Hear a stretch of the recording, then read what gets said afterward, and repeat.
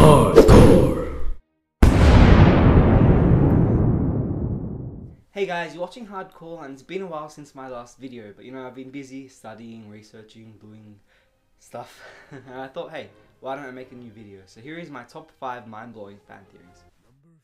I've already covered Mario in a different video, which I've linked in the description section below, if you want to see it, but this theory completely shatters my mind. Now, a lot of people out there are saying that Mario is this communist, sociopath, little red Italian guy, but this theory completely blows that out of the water. How this theory goes is that all of the Super Mario games, especially Super Mario 3, is just the play, and we as the gamers are the audience.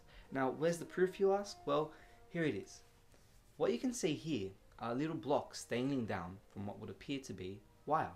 Also, in the beginning of Mario, we see the curtains open, and in the end of Mario, we see the curtains close. Seems like pretty convincing evidence that it is just a play. However, theorists have taken it one step further. People say that the actions in Super Mario 1 actually did occur, but after that, it's just Mario reliving his heroic stories. He can't let go of his past, so he's just recreating them in the forms of play or retelling. This explains why things get so weird after the first one, and how things are a little bit distorted. Number 4. At number 4, we have one of my most favourite cartoon/comic strips, Garfield. Now, we all know Garfield as this fat little loving cat who lives with John and Oddie. But do we? Jim Davis sent this really big screw to all of his fans. In 1989, when on October 23 to October 28th, he posted this comic strip. Now, what it shows is Garfield waking up from some dream. He goes off and looks around his house and realises that he's all alone. Now, he's not been alone for just a few days or a few hours or a few weeks. He's been alone for years. Then he goes off and walks in and finds John and Oddie in a different room. Since then, the number of theories have completely exploded trying to explain what this sequence means. A lot of people just believe that Garfield was having a dream, that he wasn't alone the entire time, but he actually was just dreaming, having a nightmare.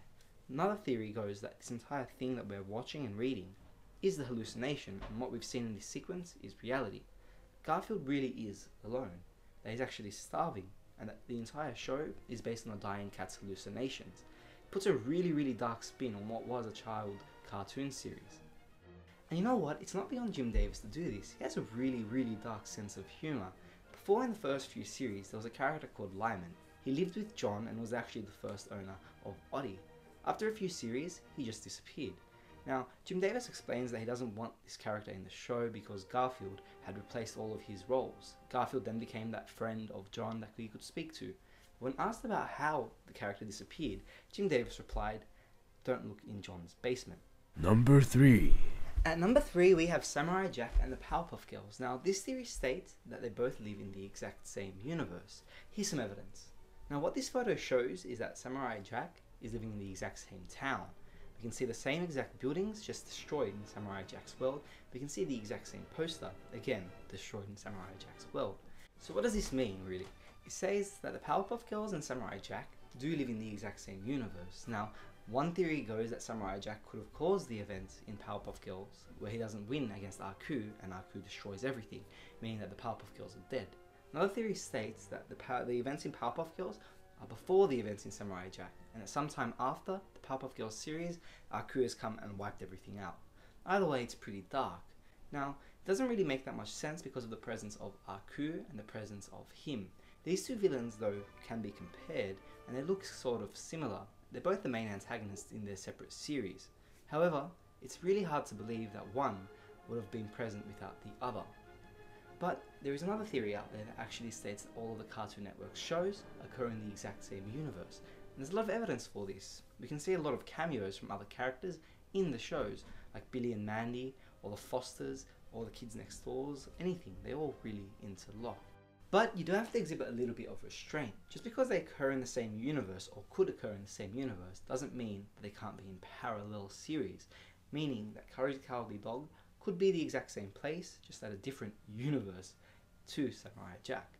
Meaning they can't really intersect one another and cause outcomes in the other to become real. It just means that they do occur in the same place. Number 2. SpongeBob. Now, this one's really hard for me because I actually still enjoy the SpongeBob series, which is kind of sad, but either way, there are so many good theories out there trying to explain what's going on, and it's really hard to pick which one's the most mind-blowing. First off, there's one that states that all of the characters are based on the 7 deadly sins. This doesn't make my video because it's actually true. The director in one of the episodes said that all the characters were in fact based on the 7 deadly sins, though he didn't actually state which characters were which. It's easy to see how Squidward can match up with Wrath or Mr. Krabs can match up with Greed, but it's really hard to pick the other ones. This is the accepted one that everyone states is, but it's kind of hard to see how SpongeBob is Lust. Either way, that doesn't make our cut. An even cooler theory states that Bikini Bottom is the outcome of nuclear testing. Where's the evidence, you ask? Well, Bikini Bottom is located underneath a place called Bikini Atoll. Bikini Atoll is actually a real place. In 1950s, it was actually used as a place for nuclear testing by the US government, which means that in fact all characters could be the result of some genetic mutations. It's really funny to think about all the series, and it actually kind of makes sense. It really does explain why Mr. Crab has a whale as a daughter. Number 1. This one for me is the most mind-blowing because as a kid, I loved and was completely terrified of Courage the Cowardly Dog. Now, I love Courage, I love Muriel, I hate Eustace, and some of the characters in the show are so engraved in my mind that I still have nightmares about them now. This theory really hit home for me, not because it was some dark or scary secret, but because it really made me change my perception on the show. How it goes is that the events in Courage the Cowardly Dog aren't this make-believe, but are the real events in real life, seen through the eyes of a dog. Take a second to think about that. It really does explain some of the weirder things that happen in the show. Like for instance, most of the time Muriel and Eustace don't scream at the monsters. What this shows is how a human would meet strangers, and how a dog would perceive that greeting. Now, it's really cool because sometimes Eustace and Muriel do scream, however that would be the dog's perception of people talking to each other. Furthermore, it really does explain some of the weird things like his really bad phobia of the groomer. Hey guys, hope you enjoyed watching. If you have a cool theory which we didn't cover in this video, post in the comment section below and we'll give you a shout out if yours is the best idea. Hey, thanks for watching!